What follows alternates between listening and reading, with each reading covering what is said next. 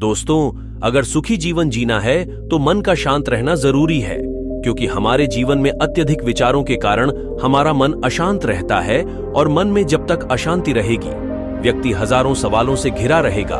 व्यक्ति को जब तक मन में चल रहे सवालों के जवाब नहीं मिलेंगे, उसका मन अशांत ही रहेगा।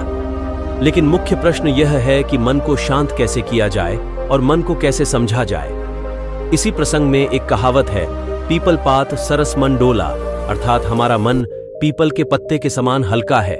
जैसे कि थोड़ी सी हवाएं चलने पर पीपल के सारे पत्ते हिलने लगते हैं, उसी प्रकार हमारा मन है। मन में पल पल नए विचार उत्पन्न होते रहते हैं। इन्हीं अत्यधिक विचारों के कारण हमारा मन अशांत रहता है। आप जानते हैं, आज के आधुनिक युग में मन को शांत करना बहुत ही कठिन हो गया है। मन को शांत करने के बारे में भगवान बुद्ध से जुड़ी एक प्रचलित कहानी है। उससे पहले कि आप कहानी में खो जाए, ऐसे ही रोचक कहानियों के लिए हमारे चैनल को लाइक और सब्सक्राइब जरूर कर लीजिए। तो देर न करते हुए चलते हैं कहानी की ओर।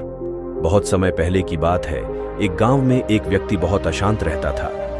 एक दिन उसी गांव में बौद्ध भिक्षु सत्संग में आए थे और गांव वालों को उपदेश दे रहे थे। तभी भीड़ में से एक व्यक्ति निकलता है और गौतम बुद्ध के पास जाकर कहता है, गुरुवर, मेरे जीवन में बहुत अशांति है, कृपा करके आप मेरा मार्गदर्शन कीजिए, जिससे कि मैं इस अशांति से छुटकारा पा सकूं। बुद्ध व्यक्ति से जीवन की अशांति का कारण पूछते हैं। व्यक्ति उत्तर देता है, अत्यधिक विचारों के कारण मेरा मन विचलित रहता है, जिससे मेरा मन अशांत रहता है। बुद्ध मुस्कुराते हुए कहते हैं, ऊपर आकाश की ओर देखो और बताओ कि तुम्हें क्या दिख रहा है।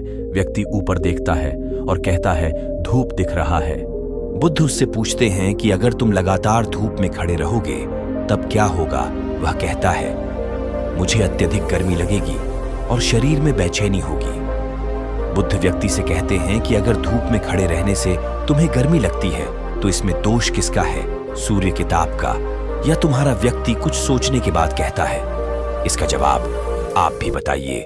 गुरुवर बुद्ध कहते हैं, सूर्य का काम है ताप देना और ताप का काम है गर्मी लगना। ऐसे में तो दोष तुम्हारा ही है कि तुम धूप में जाकर खड़े हुए, जिससे कि तुम्हें गर्मी लगी। तुम्हें अगर शीतलता चाहिए तो तुम्हें छांव में रहना होगा। बुद्ध कहते हैं, ठीक इसी तरह चंचल मन का भी स्वभाव होता है विचारों और भावनाओं को जागृत करना।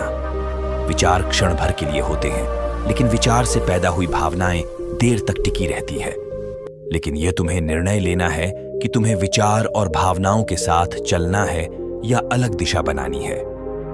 बुद्ध कहते हैं, ध्यान ही एक ऐसी विद्या है जिसकी मदद से हम नकारात्मक विचारों को दूर कर सकते हैं और मन को शांत कर सकते हैं। व्यक्ति बुद्ध से पूछता है, गुरुवर, जब मैं ध्यान करने बैठता हूं तो मेरा मन ध्यान में नहीं लग पाता है।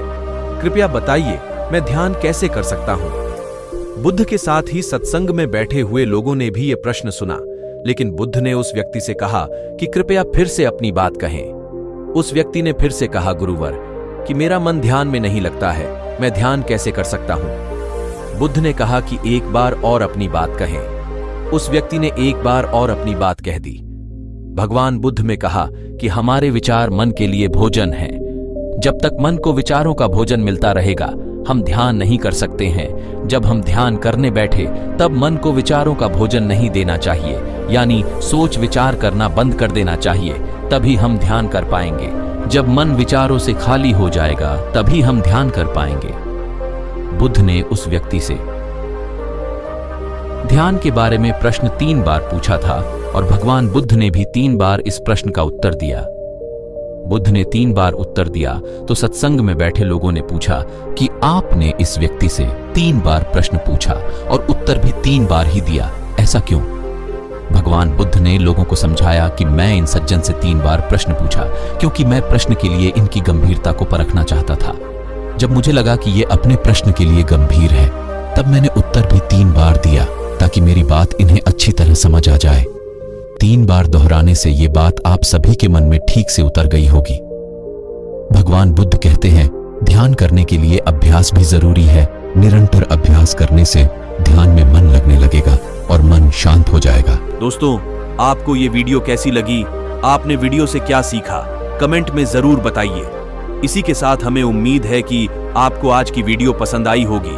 तो वीडियो को अपने दोस्तों के पास जरूर शेयर कीजिए और चैनल पर नए हो तो ऐसे ही रोचक कहानियों के लिए चैनल को सब्सक्राइब जरूर कर लीजिए।